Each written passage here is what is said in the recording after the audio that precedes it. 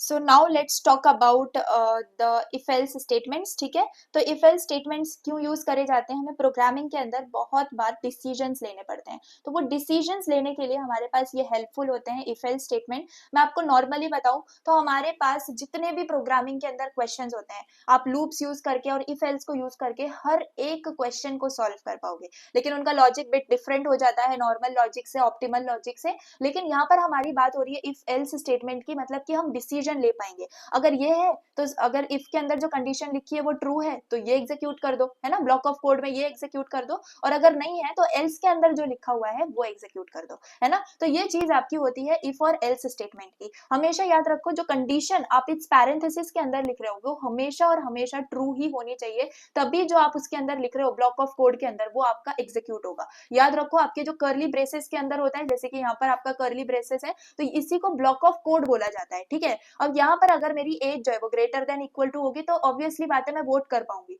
तो सिंपल सी आउट में क्या आ जाएगा, मेरा वोट आ जाएगा। और एल्स के अंदर क्या होगा, सी आउट के अंदर हम कांट वोट कर देंगे, मतलब अगर ये कंडीशन ट्रू नहीं होती है, ये कंडीशन ट्रू नहीं हुई मतलब कि फॉल्स है, तो ये एग्जीक्यूट ना होके आपका एग्जीक्यूट क्या होगा, एल्स एग्जीक्यूट होगा। ठीक है, तो ये होते हैं आपके कंडीशनल स्टेटमेंट्स। कौन से स्टेटमेंट्स? कंडीशनल। एंड इसी से आप क्या कर पाते हो, कंडीशंस के हिसाब से डिसीजंस ले पाते हो एंड अपने प्रोग्राम्स के उसके प्रोग्राम के हिसाब से उसको अप मॉडिफाई कर पाते हो। ठीक है, तो इफ एल्स स्टेटमेंट की यहाँ पर हम बात कर रहे हैं। एंड सिंपल याद रखो हम एक बार में इफ को भी एग्जीक्यूट कर पाएंगे, है ना। आप अगर एल्स नहीं लिखना चाहते हो तो इसको नहीं भी लिखोगे तो चलेगा, एक बार में हमारा इफ स्टेटमेंट भी काम करेगा। लेकिन एल्स जो है वो आप बिना इफ के यूज नहीं कर सकते। सिंपल इफ को आप यूज कर सकते हो लेकिन इफ के बिना एल्स को यूज नहीं कर सकते, ये बात आपको याद रखनी है। और एक और स्टेटमेंट आपका होता है यहाँ पर, अगर मैं बात करूं एल्स इफ स्टेटमेंट की, ठीक है, तो ये है आपका एल्स इफ स्टेटमेंट। ठीक है, एल्स इफ स्टेटमेंट में क्या होता है, आपका इफ भी है। अब आपकी एक कंडीशन तो हो गई, यानी कि अगर आपके marks greater than equal to 90 है तो ए ग्रेड दे दो। लेकिन यहाँ पर एक और कंडीशन आ गई, मतलब अगर एक से ज्यादा कंडीशंस आपको क्या करनी है,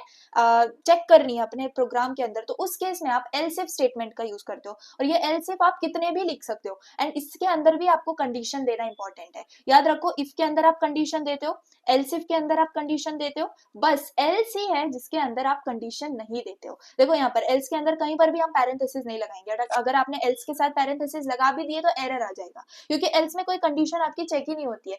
एल्स में क्या आता है, जो अगर ये भी फॉल्स है ये भी फॉल्स है तो ये एग्जीक्यूट कर दो, है ना। तो सही सी बात है, मतलब कि यहाँ पर आप कंडीशन चेक कर रहे हो एंड ये ट्रू नहीं हुए तो ये आपका एग्जीक्यूट हो जाएगा, है ना। तो सिंपल सा ये क्या है, आपका एल्स इफ स्टेटमेंट का था। यहाँ पर जो हमने बात की वो इफ एल्स स्टेटमेंट की। तो यहाँ पर आ जाते हैं कोड एडिटर में, अपना देख लेते हैं सिंपल सा कि कैसे हम इफ और एल्स इफ को जो है यहाँ पर कोड कर सकते हैं। तो अगर मैं सिंपल इफ स्टेटमेंट का बताऊं तो यहाँ पर जो हमारी कंडीशन है वो चेक होगी, अगर ट्रू है तो हमारा जो ब्लॉक ऑफ कोड है वो रन हो जाएगा, नहीं तो नहीं होगा। सिंपल यहाँ पर अगर मैं देखूं, मैंने मार्क्स एक वेरिएबल डिफाइन कर देती हूँ ऊपर, इंटीजर मार्क्स है मेरे एंड इंटीजर मार्क्स है 90। ठीक है, एंड यहाँ पर मैं लिख रही हूँ अगर मेरे जो मार्क्स हैं वो ग्रेटर देन इक्वल टू 90 है तो यहाँ पर क्या कर दो, सी आउट करवा दो। सी आउट क्या करवाना चाहती हूँ मैं, एक्सेलेंट सी आउट करवाना चाहती हूँ। ठीक है, तो मुझे बताओ मेरी वैल्यू क्या है, 90 है, क्या ये ग्रेटर देन इक्वल टू 90 है? यस, तो मेरा इफ ब्लॉक एग्जीक्यूट होगा एंड मेरे पास एक्सेलेंट प्रिंट होके आ जाएगा। लेकिन वही चीज यहाँ पर अगर मैं 89 कर दूं, यानी कि 90 से कम कर दूं, तो इस केस में मेरा इफ ब्लॉक एग्जीक्यूट नहीं होगा एंड मेरे पास प्रिंट होके कुछ भी नहीं आएगा। क्यों? क्योंकि ये इफ ब्लॉक एग्जीक्यूट ही नहीं हुआ।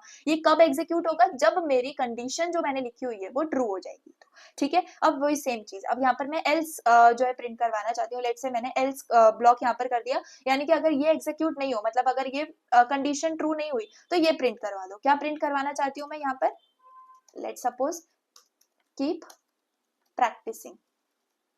ठीक है, ये मैं प्रिंट करवाना चाहती हूँ। तो इस केस में 89 है, मतलब कि ये क्या है, 90 से कम है, तो मेरा कौन सा ब्लॉक एग्जीक्यूट होना चाहिए, ऑब्वियसली मेरा एल्स वाला ब्लॉक एग्जीक्यूट होना चाहिए। तो यहाँ पर अगर मैं देखूँ अपना रन करवा के, तो मेरे पास आया कीप प्रैक्टिस। ठीक है, तो ये क्यों आया, क्योंकि मेरे मार्क्स के हिसाब से वो कंडीशन चेक हुई। अगर ये कंडीशन फॉल्स हो गई तो मेरे पास एल्स में जो भी वैल्यू थी, जो भी ब्लॉक ऑफ कोड था, वो जाके एग्जीक्यूट हो गया।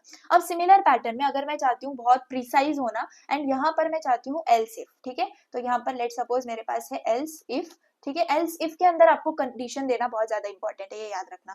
तो यहाँ पर मैं कंडीशन देती हूँ कि अगर मेरे जो मार्क्स हैं वो let suppose greater than equal to 75 है। ठीक है, अगर 75 से ग्रेटर है तो उस केस में मैं क्या प्रिंट करवाऊंगी, तो मैं यहाँ पे प्रिंट करवाऊंगी see out let suppose very good. ठीक है, यहाँ पर मैंने वेरी गुड प्रिंट करवा दिया। क्लियर? अब ये प्रिंट होगा, मुझे बताओ कि यहाँ पर तो marks greater than 90, greater than equal to 90 में भी ये कंडीशन आ जाएगी कि अगर आपके मार्क्स 75 है तो। लेकिन ये याद रखना कि हमेशा अगर इफ ब्लॉक एग्जीक्यूट हो जाता है तो उसके बाद एल्स इफ और एल्स इग्नोर हो जाते हैं, उनको नहीं देखा जाता। ठीक है, अगर इफ एग्जीक्यूट हुआ है तभी, लेकिन इफ एग्जीक्यूट नहीं हुआ है और एल्स इफ के पास आपका एग्जीक्यूशन आया है एंड एल्स इफ की वैल्यू ट्रू हो गई है, तो उसके बाद जितने भी एल्स इफ होंगे वो आपके इग्नोर हो जाएंगे, उनके अंदर जाके वैल्यू चेक नहीं होगी। तो यही रीजन है कि एक्सेलेंट वाला भी एग्जीक्यूट नहीं होगा और वेरी गुड वाला भी एग्जीक्यूट नहीं होगा। मतलब कि अगर मैं 95 लिख दूं तो वो तो 90 से भी ग्रेटर है और 75 से भी ग्रेटर है। तो ये मिसअंडरस्टैंडिंग मत रखना कि एक्सेलेंट भी प्रिंट होगा और वेरी गुड भी प्रिंट होगा। क्यों?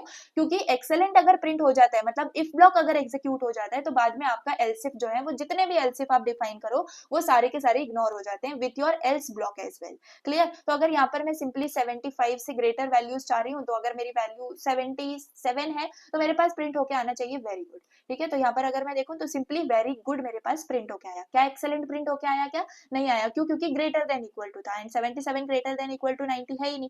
सिमिलर पैटर्न में अगर मैं 95 कर दूं तो देखो यही वाला सिर्फ एक्सेलेंट ब्लॉक ही प्रिंट होगा, आपका वेरी गुड वाला ब्लॉक प्रिंट नहीं होगा। देखो यही रीजन है कि यहाँ पर आपने क्या किया है, एल्स इफ ब्लॉक का एग्जीक्यूशन यहाँ पर क्या होता है, अगर इफ में नहीं हुई है वो कंडीशन ट्रू तो एल्स इफ में चेक करो, दूसरे एल्स इफ में नहीं होता तो आगे चेक करो एंड एट लास्ट अगर कहीं पर भी ट्रू नहीं होती है तो एल्स में चले जाओ एंड जो लिखा हुआ है वो एग्जीक्यूट कर दो। ठीक है, तो ये चीज होती है एंड ये इसका बेस्ट तरीका है लिखने का। ठीक है, तो आप इसको ऐसे जो है अपने इफ एल्स ब्लॉक को प्रिंट कर सकते हो एंड यहाँ पर आपकी वैल्यूज प्रिंट हो जाएंगी। तो कंडीशन के हिसाब से आपके जो है ना कंडीशनल स्टेटमेंट्स वर्क कर रहे होते हैं।